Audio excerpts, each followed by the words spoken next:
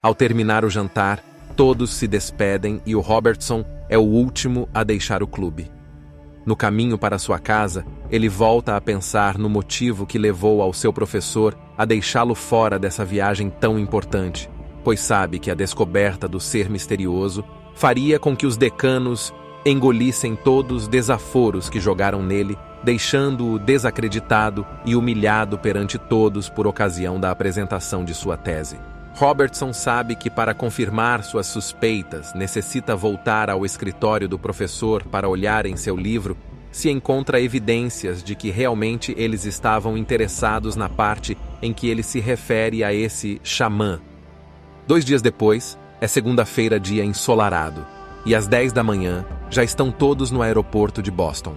Lauren, Victor e Robertson estão juntos para se despedirem do grupo que está quase partindo para o destino remoto deles. Victor, de mãos dadas com Lauren, dá a Robertson algo deixado por sua Dória, os números de contato dela. O grupo formado pelo professor Ravene, o Dr. Benton, o general Edward e mais a artista Dória se despede de todos e vai para a área de embarque. O professor dá um longo abraço em sua querida e debilitada esposa e lhe diz baixinho: "Talvez o que eu traga de lá possa reverter essa sua situação, querida." Lauren, sem entender direito o sentido daquelas palavras, esboça um doce sorriso e o beija na face. Assim que os viajantes partem, Robertson deixa o aeroporto e vai direto para o escritório de seu professor para descobrir o que ele suspeitava. Chegando ao escritório, ele vê que o professor não se deu nem o trabalho de guardar seu livro de tese de volta na estante. Ao olhar atentamente para seu livro, ele percebe a ponta de um marcador que para ele é estranho. Ao abrir justamente na página marcada, mesmo que já esperasse algo assim, não deixa de expressar seu espanto ao ver que é exatamente a página em que ele se refere ao ser misterioso que vive numa área sagrada do Kalahari, o homem que vive desde a época de Matusalém. Robertson explode de indignação. "Ah, droga, caramba, eu sabia!"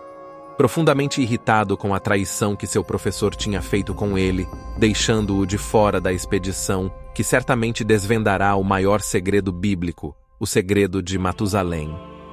Na África, os viajantes estão chegando em Gaborone, a capital. Ao chegarem ao saguão do aeroporto, percebem que as autoridades do Botsuana proibiram a passagem pelo deserto do Kalahari, devido a um conflito com as tribos Bosquímano, cujos hábitos predatórios ameaçavam a fauna local, que o governo se esforça para proteger. No entanto, com uma surpreendente eficiência, o Dr. Benton providencia todas as licenças e consegue um helicóptero para levá-los imediatamente ao seu destino final. Durante o voo sobre o deserto, eles veem um grande grupo de pessoas locais bloqueando o caminho que leva a uma vasta reserva de vida selvagem.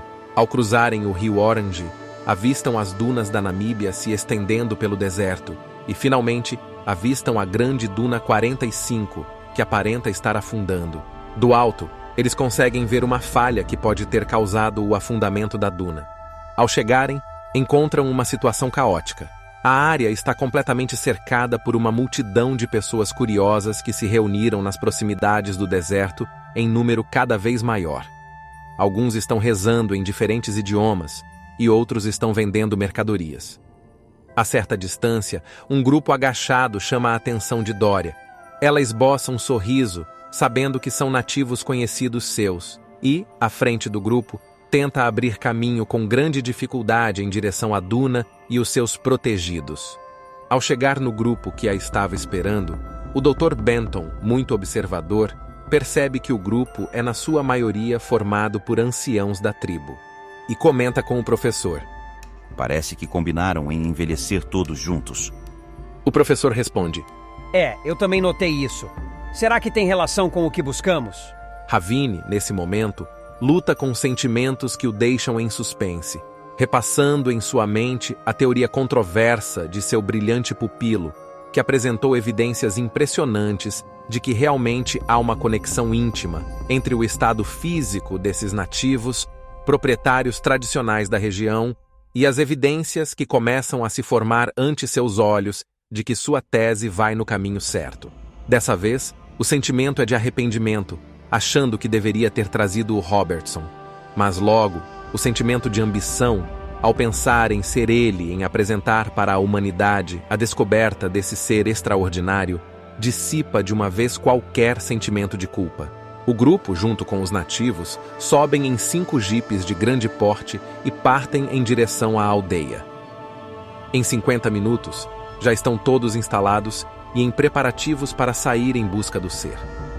Os homens contratados para serem guias e tradutores, ao saberem que a intenção do professor é de ir à área que eles consideram sagradas, começam a temer e alguns desistem. Logo o professor pergunta a Dória: O que está acontecendo? Professor, eles temem essa área, porque dizem que lá vive um ser misterioso, um xamã. Eu não sabia que o senhor queria ir lá.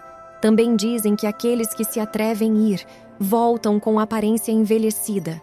E mais, professor, alguns teimam em voltar por causa de um misterioso chá, o qual eles consideram um maná divino, porém que os deixam com aparência acabada. Dória aponta para um intérprete e diz: Professor, esse é o único que já foi diversas vezes na área sagrada e que sempre volta sem nenhum sinal de envelhecimento. Vamos ter que nos arranjarmos com esse. Vamos levar menos equipamento e tudo vai dar certo. O professor concorda com um aceno e pergunta a Dória, se fazendo de desentendido: Você já viu esse ser? Não, professor. Eu só escuto os nativos falarem. Estou quase certa que isso é uma lenda. O professor olha sorrateiramente para o Dr. Benton e o general e diz concordar com Dória, dizendo: Qual a tribo que não tem suas histórias e lendas? E dá uma risada acompanhado de seus 2 colegas.